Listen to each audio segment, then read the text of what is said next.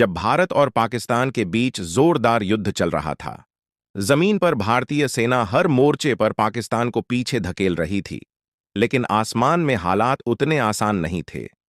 पाकिस्तान के जफरवाल शहर के पास बना एक ऊंचा वॉच टावर भारतीय वायुसेना के लिए बड़ी परेशानी बन चुका था।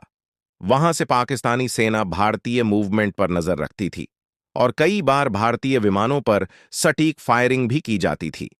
इस वॉच टावर को तबाह करने की जिम्मेदारी दी गई भारतीय वायुसेना के जांबाज पायलट दिलीप पारुलकर को। दिलीप पारुलकर अपने साहस, अनुशासन और हिम्मत के लिए जाने जाते थे। उन्हें पता था कि मिशन आसान नहीं है, लेकिन देश के लिए यह जोखिम उठाना जरूरी था। 10 दिसंबर 1971 को दिलीप पारुलकर अपने सुखोई से फाइटर जेट के साथ मिशन पर निकले। जैसे ही वह वॉच टावर के पास पहुंचे, पाकिस्तान की एंटी एयरक्राफ्ट गनों ने जबरदस्त फायरिंग शुरू कर दी। गोलियां सीधे उनके जेट की तरफ आ रही थीं। कुछ ही पलों में उनका विमान बुरी तरह डैमेज हो गया। हालात बिगड़ते देख पारुलकर ने बिना समय गवाए इजेक्ट किया। उनकी जान तो बच गई, लेकिन किस्मत ने उन्हें दुश्मन की जमीन पर उतार दिया। जमीन पर उतरते वक्त पारुलकर पहले से घायल थे। दर्द से जूझते हुए वह खुद को संभाल ही रहे थे कि आसपास के पाकिस्तानी आम लोग वहां जमा होने लगे। भीड़ दुश्मन दुश्मन चिल्लाने लगी। देखते ही देखते लोगों ने उन्हें पीटना शुरू कर दिया। उनका सामान छीन लिया गया।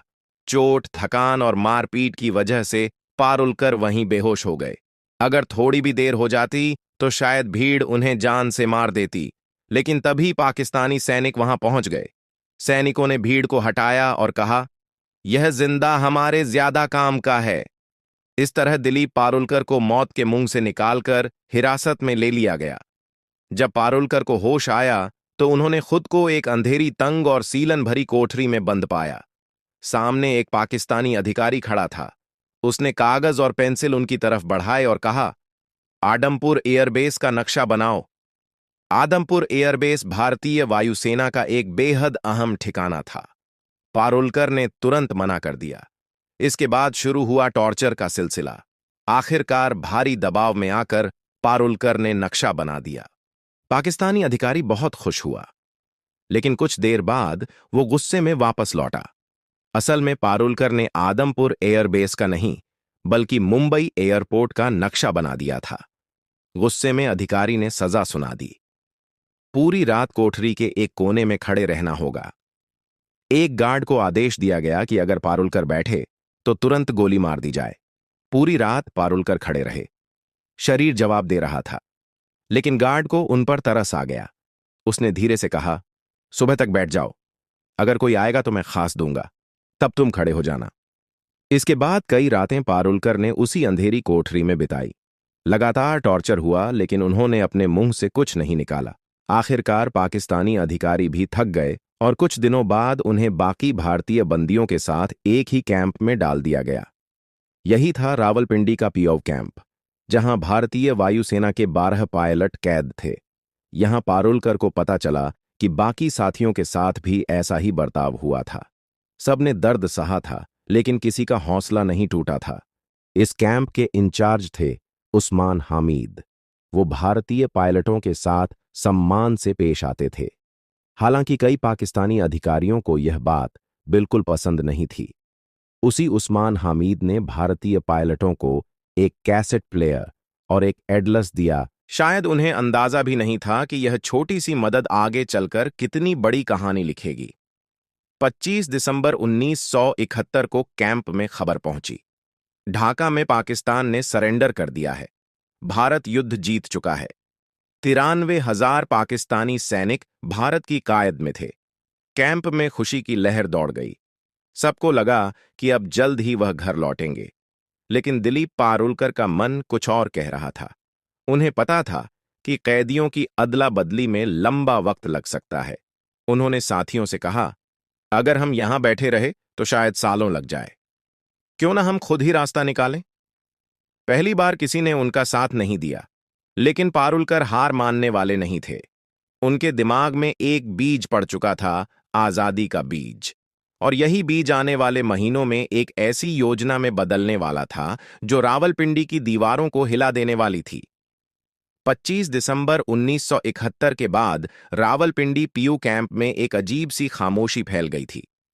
बाहर की दुनिया में जंग खत्म हो चुकी थी, लेकिन इन 12 भारतीय पायलटों के लिए लड़ाई अभी बाकी थी। सबको उम्मीद थी कि भारत और पाकिस्तान के बीच युद्धबंदियों की अदला बदली जल्द होगी। लेकिन दिन बीतते गए, हफ्ते गुजर गए और कोई ठोस खबर नहीं आई। दिलीप पारुलकर को अंदर ही अंदर यह महसूस हो रहा था कि सरकारों की बातचीत में बहुत समय लग सकता है। उनका मन मानने को तैयार नहीं था कि वह बस इंतजार करते रहे। उनके लिए आजादी का मतलब था खुद के दम पर निकलना। शुरुआत में उन्होंने एक अलग योजना सोची। जब रात को टॉयलेट जाने के लिए एक सिपाही उनके साथ आता था, तब उसकी बंदूक छीनकर उसे ढाल बनाकर बाहर निकलने का प्लान बनाया गया। लेकिन यह रास्ता बहुत जोखिम भरा था। काफी सोच विचार के बाद पारुलकर ने यह प्लान खुद ही छोड़ दिया। समय बीतता गया। कई महीने गुजर चुके थे, लेकिन भारत सरकार की तरफ से कोई हलचल नहीं दिख रही थी। इसी दौरान कैंप में मायूसी बढ़ने लगी। तब पारुलकर ने एक बार फिर अपने साथियों से बात की। इस बार दो लोग आगे आए, एमएस ग्रेवाल और हरीश सिंह जी। तीनों ने तय किया कि अगर किस्मत ने मौका दिया है तो वह उसका इस्तेमाल जरूर करेंगे। अब शुरू हुआ असली प्लान। सबसे पहले उन्होंने कैंप के इंचार्ज उस्मान हदीद द्वारा दिए गए एटलस को ध्यान से पढ़ना शुरू किया। रात रात भर वह नक्शे देखते, रास्ते समझते और संभावनाएं तलाशते। प्लान साफ था। जेल से निकलने के बाद सीधे भारत पाकी बॉर्डर जाना बहुत खतरनाक था, क्योंकि युद्ध के बाद वहां सुरक्षा बेहद सख्त थी। इसलिए उन्होंने तय किया कि वह पहले अफगानिस्तान की तरफ जाएंगे और वहां से किसी तरह भारत पहुंचेंगे। अगला कदम था सही सेल चुनना। उन्हें ऐसा सेल चाहिए था जो कैंप की बाहरी दीवार के सबसे पास हो, जहां गार्ड कम आते जाते हो। काफी निरीक्षण के बाद उनकी नजर पड़ी सेल नंबर 4 पर, लेकिन उस सेल में शिफ्ट होना आसान नहीं था। यहीं पर पारुलकर की समझदारी काम आई। उनका व्यवहार गार्ड्स के साथ हमेशा ठीक रहा था। धीरे धीरे उनकी कुछ सिपाहियों से जान पहचान हो गई थी। उसी का फायदा उठाकर उन्होंने रिक्वेस्ट डाली और आखिरकार पारुलकर, ग्रेवाल और हरीश सिंह जी को सेल नंबर 4 में शिफ्ट कर दिया गया।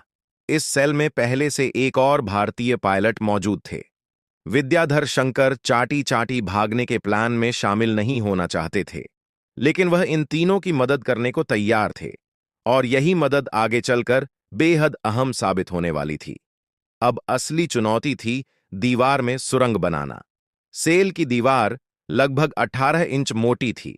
बिना किसी औजार के इसे तोड़ना नामुमकिन था, लेकिन किस्मत एक बार फिर उनके साथ थी। किसी तरह उन्होंने एक कैंची और एक स्क्रू ड्राइवर चुरा लिया।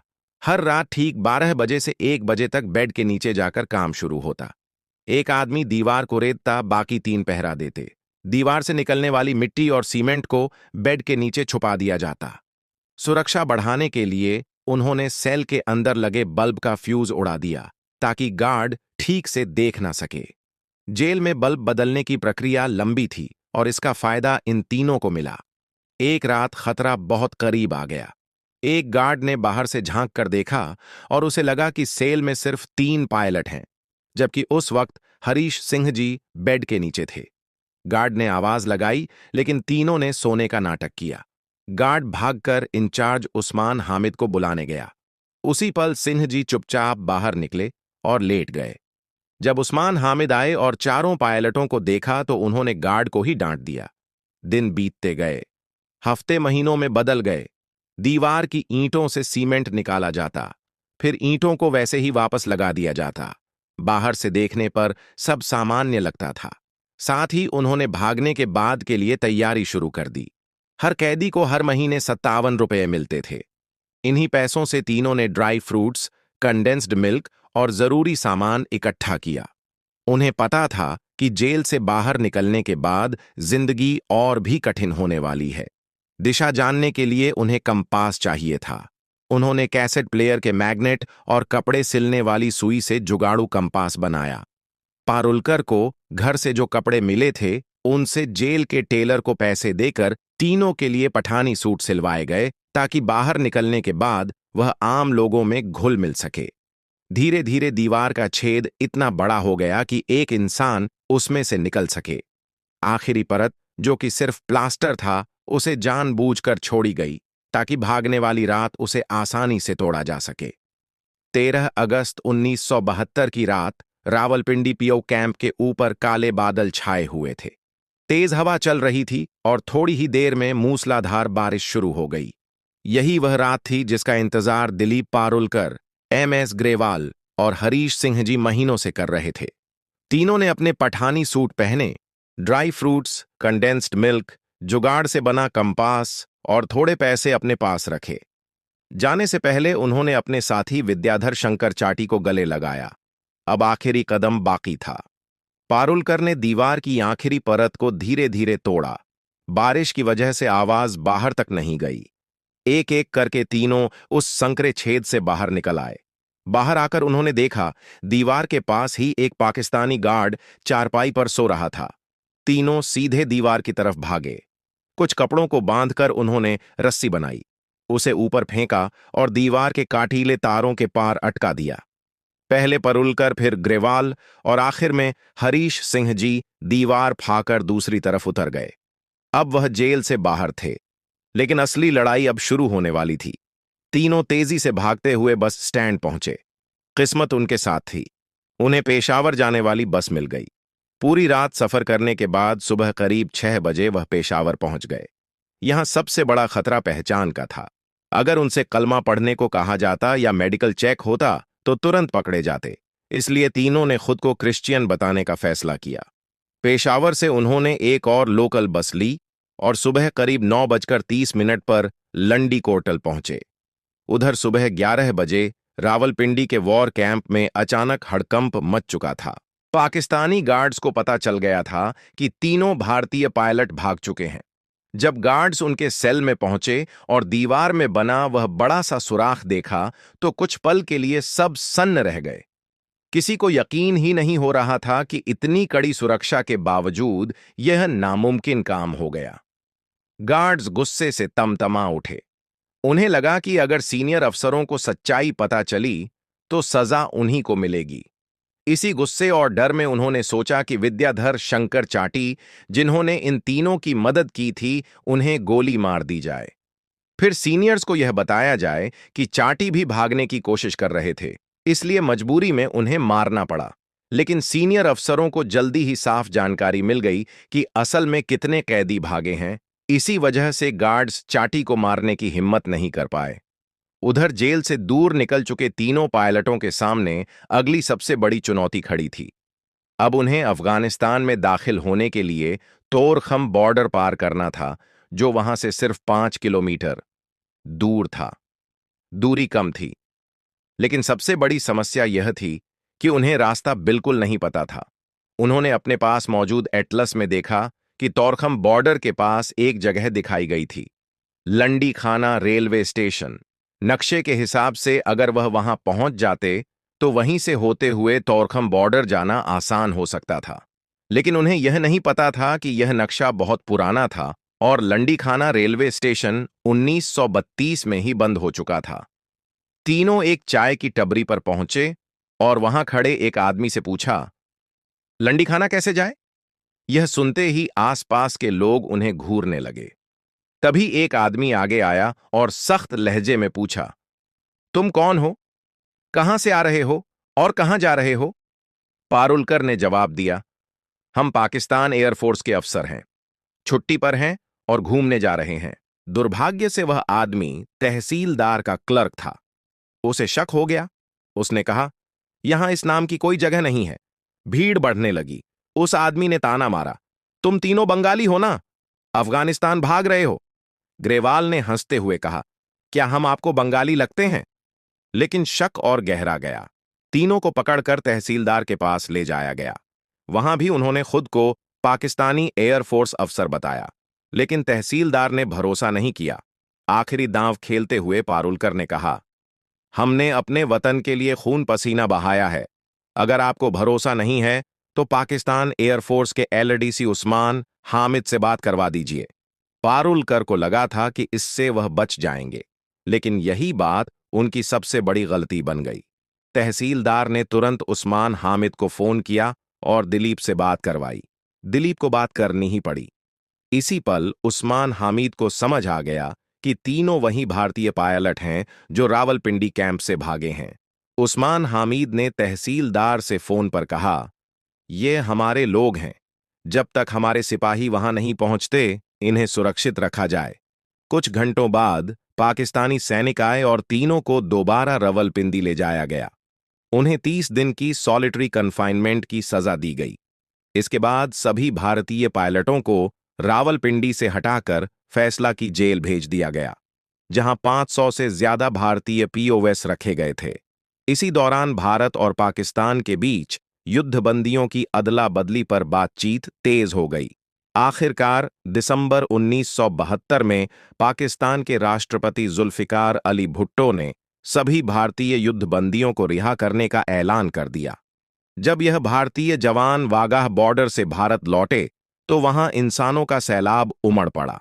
हजारों लोग तिरंगे लेकर खड़े थे। नारों की गूंज थी। सैनिकों की आंखों में आंसू और चेहरे पर गर्व था। यह कहानी सिर्फ एक जेल से भागने की नहीं थी। यह कहानी थी हौसले की। यह कहानी थी उस जज्बे की जो सलाखों के पीछे भी आजाद रहना जानता है।